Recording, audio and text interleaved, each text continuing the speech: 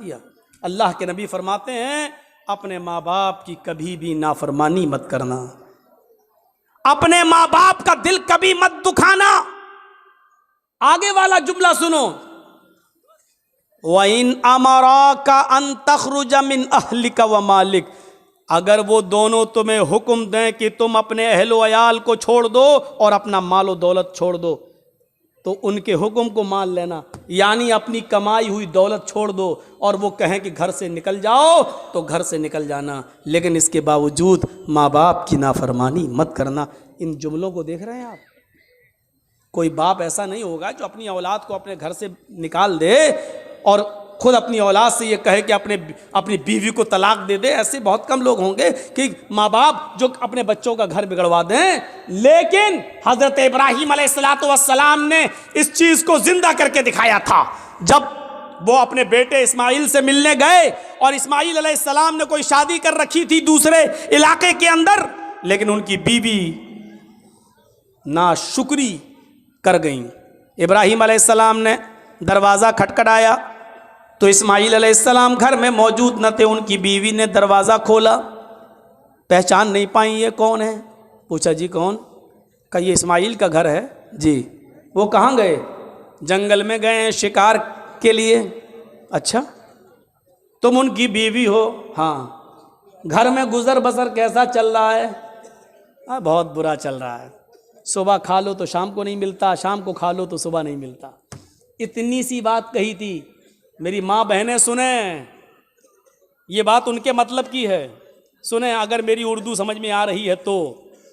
वैसे आना चाहिए, टीवी के सीरियल देखती हैं हिंदी वाले तो आना चाहिए।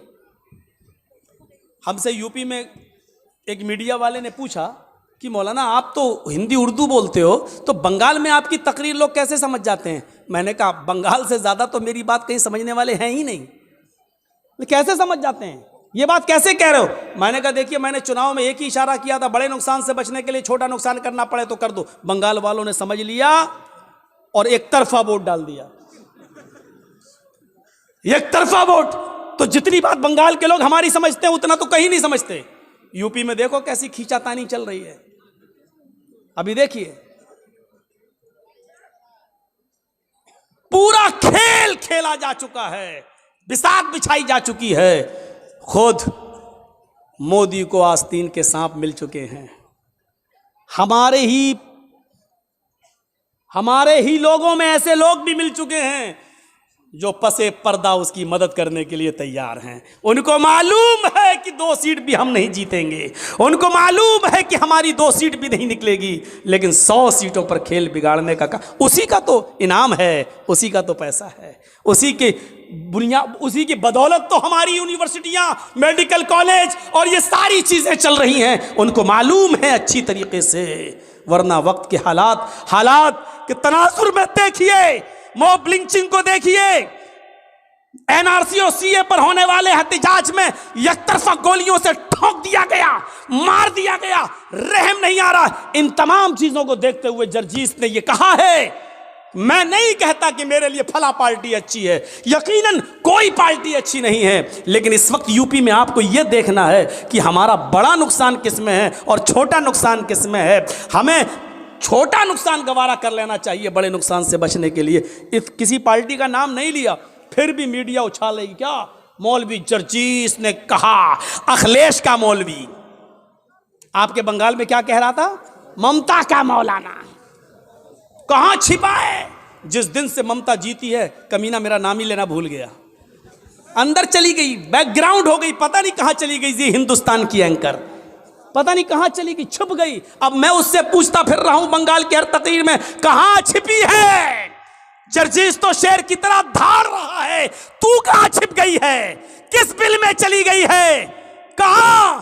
उसका पता नहीं है। अब यूपी में खेल बिगाड़ने की कोशिश होगी और जो चीज हमने बोली भी नहीं है वो दिखाई जाएगी वहां। अभी यूपी में कोई तकरीर मेरी नहीं हो रही है। मैंने पहले कह दिया 6 महीने, अभी जब तक यहाँ इलेक्शन नहीं हो जाएगा मैं नहीं बोलूँगा, मैं तकरीर ही नहीं करूँगा यूपी में। क्यों? क्योंकि मेरी एक तकरीर चाहे जुमे का खुतबा भी दूँ, वो भी उसको उछाल के और इधर उधर का बिहार बंगाल का लाके टीवी वाली उसको जोड़ देगी, इधर उधर का लाके। देखिए मौलवी ये बोला, बोलेंगे हम बंगाल में और दिखाएगा कि यूपी में बोला। क्योंकि ये झूठ इन्होंने अपने बाप से सीखा है। ये झूठ इन्होंने अपने बाप से, अब बाप का नाम नहीं लूंगा, आप जानते हैं वो बाप कौन है। इन्होंने अपने बाप से झूठ बोलना सीखा है और बाप ने झूठ बोलने का इनाम इनको दिया है। तो मेरे भाइयों, हमारे ऊपर भी तलवारें लटकती हैं। वला तौक़न्न वालिदैक, अगर समझ रही हो मेरी माँ बहनों तो सुनो। हज़रत इब्राहीम अलैहिस्सलाम ने कहा घर में गुजर बसर कैसा चल रहा है? कहती है बहुत बुरा, सुबह खा लो तो शाम को नहीं मिलता, शाम को खा लो तो सुबह नहीं मिलता। हज़रत इब्राहीम ने कहा मैं जा रहा हूँ, जब इस्माइल घर पे आ जाएं तो उनसे कहना एक बुजुर्ग आदमी आया था, एक बूढ़ा आदमी आया था, उसने तुम्हें सलाम कहा है और एक मशवरा दिया है कि अपने घर की चौखट बदल लो। चौखट समझते हो ना? अपने घर की चौखट बदल लो। इस्माइल की बीवी कहती है बुढ़ा सटी आ गया, चौखट तो मेरी सही है, सर्दी में धूप भी आती है, गर्मी में हवा भी आती है, ये बुढ़ा कह रहा घर की चौखट बदल लो। इस्माइल अलैहिस्सलाम जब शिकार करके वापस आते हैं, कहा कि एक बुढ़ा आदमी आया था, आया होगा, हाँ, फिर सलाम का, अच्छा सलाम कहा, समझ गए कि मेरे बाप हैं जी, और पता नहीं, और कहा कि पता नहीं, वाली बहकी बहकी बातें कर रहा था, बुढ़ा था, सटिया गया था। कहने बताओ तो क्या कहा उसने? कहा अपने घर की चौखट बदल लेना। कहा बीवी तुमने क्या कहा उससे? कुछ नहीं, उसने पूछा था घर का गुजर बसर कैसा चल रहा, मैंने कह दिया बहुत बुरा, सुबह खा लो तो शाम को नहीं मिलता, शाम को खा लो तो सुबह नहीं मिलता। कहो आए मेरी बीवी, वो बुढ़ा मेरा बाप था, तुम उसकी बहू हो और उसने जो ये कहा है कि अपनी चौखट बदल लेना, इसका मतलब ये है कि उसने तुम्हें तलाक देने का हुक्म दिया है मुझे। उसने इशारा कर दिया है कि घर की चौखट ठीक नहीं है। आपकी बीवी तो ऐसी होनी चाहिए, चाहे उसे खाना मिले या न मिले, हर हाल में वो अल्लाह का शुक्र अदा करे और उसको ये कहना चाहिए कि हम हर हाल में अल्लाह के शुक्रगुजार हैं, उसने जिस हाल में मुझे रखा है ठीक है। लेकिन तुमने ये जुमले न बोलकर ये कह दिया बहुत बुरा हाल है, सुबह खा लो तो शाम को भूखी रहती हूँ, शाम को मिल जाए तो सुबह भूखी उठती हूँ। ये जुमले तुमने कहा, तुमने अपने रब की नाशुक्री की, अल्लाह की नाफरमानी की है, नाशुक्री की है और मेरे बाप ने तुम्हें तलाक देने का हुक्म दिया है। अब तुम एक पल भी मेरे साथ नहीं रह सकती हो, मैं तुम्हें तलाक दे रहा हूं। इतनी सी बात पर तलाक? तुम तो अपने शौहरों से पता नहीं क्या क्या कह देती हो। जा, पूरे महीने की तनख्वाह मिल गई, फेयर एंड लवली कब की खत्म हो गई, अभी तक नहीं ला रहे। पॉन्ड्स क्रीम कब की खत्म हो गई, अभी तक नहीं ला रहे। जब से तुम्हारे घर में आई हूं परेशानी तो हूं, आराम मिला कब? या अल्लाह, कितने खतरनाक जुमले हैं। इन जुमलों को जबान से कहने से पहले तेरी जबान कट के जमीन पर गिर क्यों नहीं गई? ये जमीन फट क्यों नहीं गई? तू इस जमीन के अंदर समा क्यों नहीं गई? कैसे ये जुमले तेरे मुंह से निकल जाते हैं? दोबारा उन्होंने जब दूसरा निकाह किया और शादी की, फिर एक अरसे के बाद इब्राहीम अलैहिस्सलाम जब दोबारा गए, इस्माइल शिकार के लिए गए हुए थे, दरवाजा खड़खड़ाया, दूसरी बीवी निकल के आई। आप कौन? कहा मैं फलां जगह से आया हूं। इस्माइल कहाँ है? वो शिकार करने गए हैं। अच्छा ये बताओ कि तुम्हारा गुजर बसर कैसा चल रहा है? अल्हम्दुलिल्लाह, बहुत अच्छा, हर हाल में अल्लाह का शुक्र है, अल्लाह ताला ने मुझे जिस हाल में रखा है मैं उस हाल में खुश हूँ। इब्राहीम अलैहिस्सलाम ने कहा जब इस्माइल आ जाएं तो कह देना एक बुजुर्ग आया था, उसने तुम्हें सलाम कहा है और कहा है कि अपने घर की चौखट को बरकरार रखना। ठीक है, घर की चौखट। वो भी ताज्जुब करने लगी, घर की चौखट ठीक है? अरे हमने कब कहा गलत है? तुम होते कौन हो मशवरा देने वाले? ठीक है तो ठीक ही है। जब बीवी को पूरी बात बताई बीवी ने इस्माइल को, तब कहा कि वो चौखट तुम हो और इब्राहीम अलैहिस्सलाम मेरे बाप ने कहा इसको बरकरार रखना क्योंकि तुमने अल्लाह का शुक्र अदा किया है। शुक्रगुजार औरत को तो पूरा वाक़या बताने का मकसद यह कि माँ बाप की बात मानना। घर बार से निकालने को कहें तो निकल जाओ, लेकिन माँ बाप के सामने उफ भी मत करना। कितने लोग हमसे मिलते, मौलाना मेरी औलाद मेरा कहना नहीं मानती, मौलाना मेरी औलाद मेरा कहना नहीं मानती, कुछ ऐसी तकरीर करना कि औलाद को कुछ असर हो। हज़रत उमर फारूक के पास एक शख्स आता है, हज़रत उमर फारूक के पास एक सहाबी आते हैं और कहते हैं कि अमीरुल मोमिनीन, मेरा बेटा दिन पे दिन नालायक होता जा रहा है, दिन पे दिन मेरा बेटा नाफरमान होता जा रहा, उसको आप बुलाइए और उसको समझाइए। सुनो, इब्राहिम उमर हजरत उमर ने कहा अच्छा बुलाओ बेटे को। बेटे को बुलाया गया। हजरत उमर ने कहा ये तुम्हारे बाप हैं? हाँ। खूब डांटा। शर्म नहीं आती? इस उम्र में अपने बाप को सताते हो, नाफरमानी करते हो, अपने बाप का दिल नहीं रखते हो, अपने बाप का काम नहीं करते हो। पूरा डांट चुके और जब थक गए डांट डांट कर हजरत उमर, तब बेटा बोला अमीरुल मोमिनीन अगर समझा चुके हो तो मैं कुछ बोलूं? कहाँ बोलो क्या है, अब मेरी भी कुछ सुनेंगे? कहाँ बिल्कुल तुम्हारी भी सुनेंगे।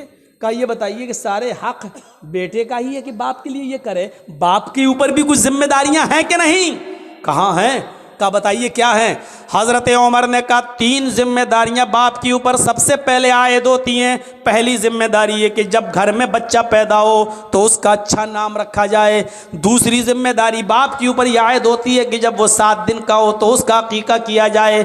तीसरी जिम्मेदारी बाप के ऊपर यह आयद होती है कि जब उसका बेटा बालिग हो जाए तो उसकी दीनदार और शरीफ घराने में उसका निकाह कर दिया जाए। ये 3 जिम्मेदारी बाप के ऊपर भी आयद होती है। अब लड़के ने कहा अमीरुल मोमिनीन जरा मेरे बाप से पूछो इन तीनों कामों में से क्या काम किया मेरे साथ? अच्छा पूछो, इसने जब मैं पैदा हुआ तो नाम क्या रखा? हजरत उमर ने कहा क्या नाम है? उसने अरबी में एक जुमला बोला जिसका उर्दू में तर्जमा होता खटमल। क्या नाम है तुम्हारा? का खटमल है। कहिए नाम रखा है मेरे बाप ने। 7वें दिन का हुआ, पूछो अकीका किया? नहीं किया। और जब बालिग हुआ तो मेरी शादी भी कर दी, पूछो दीनदार लड़की से की? कहा कैसी लड़की से की? कहा डायन से कर दी। वो हमें इसके खिदमत ही नहीं करने देती है, वो कहती है हट, नहीं तेरा बाप ने चल, वो हमें समझने ही नहीं देती। जब मेरे बाप ने ही मेरे हुकूक अदा नहीं किए तो मुझसे क्या उम्मीद रखी जा रही है। अब हजरत उमर ने बाप को डांटा। दोनों तरफ हैं इस्लाम के मामलात, लेकिन माँ बाप को एक दर्जा हासिल है। कुछ दुनिया में ऐसे लोग भी गुजरे हैं कि जब मामून रशीद का इताब आया, खलीफा, जब मामून रशीद का इताब आया तो यहया बरमकी और उसका बेटा फजल बरमकी और उसका बेटा यहया बरमकी, ये दोनों के दोनों मामून रशीद के इताब में आ गए और जेल में डाल दिए गए। फजल बरमकी और यहया बरमकी, बाप बेटे दोनों जेल में डाल दिए गए। बाप बहुत बूढ़ा हो चुका है, सर्दी की रात है, फजर की नमाज में बाप को वुजू बना के नमाज पढ़ना है। बेटा देख रहा है कि जेल में गर्म पानी का इंतजाम नहीं है, क्या किया जाए? तो बेटे ने तांबे के लोटे में इशा की नमाज पढ़ने के बाद पानी भर लिया और अपने बाप को सुला दिया कि अब्बू आप सो जाइए। उस जेल के अंदर यहया बरमकी सो रहे हैं और उनका बेटा फजल बरमकी तांबे के लोटे में पानी लेकर अपने पेट में लगा लेता है।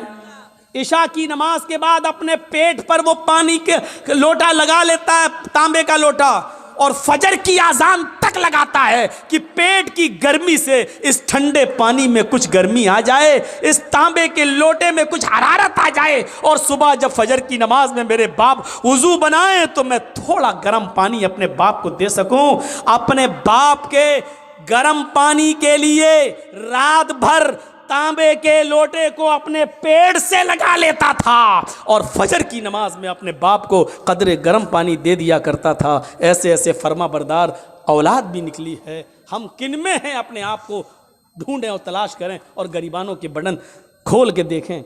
हम सोच तो सकते हैं ना हम किस में हैं, नाफरमानी करने वालों में या इसमें फर्मा बरदारी करने वालों में। वक़दा रब्बुका अल्ला ताबुदू इल्ला इय्याह व बिल वालिदैनि इहसाना, अल्लाह के अलावा इबादत किसी की नहीं और इबादत के फौरन बाद माँ बाप के साथ एहसान करो।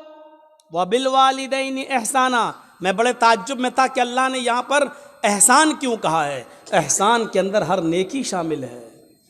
ये नहीं कहा अल्लाह ताला ने कि माँ बाप के साथ उनकी बीमारी में अच्छा सलूक करो, ये नहीं कहा। ये नहीं कहा कि उनको खिलाओ, ये नहीं कहा कि क्योंकि अगर कह देता खिलाओ तो एक ही माना होता, लेकिन अल्लाह ने क्या कहा, वबिल वालिदैन एहसाना, एहसान करो। एहसान का मतलब अगर उनको दवा की जरूरत है तो दवा ला कर दो। अगर वो कमर के दर्द के शिकार है, बिस्तर पे लेटे रहते हैं, उन्होंने कहा कि बेटे मुझे ज़रा बाहर बैठने का दिल कर रहा है, तो अपनी पीठ पर लाद कर उनको घर के बाहर उनको हवा खिलाओ, बिठाओ। अगर उनका दिल कहता है कि बेटे मुझे फला जगह लेके चलो, तो उनको अपने कंधे पे उठाकर उधर भी लेके जाना पड़ेगा।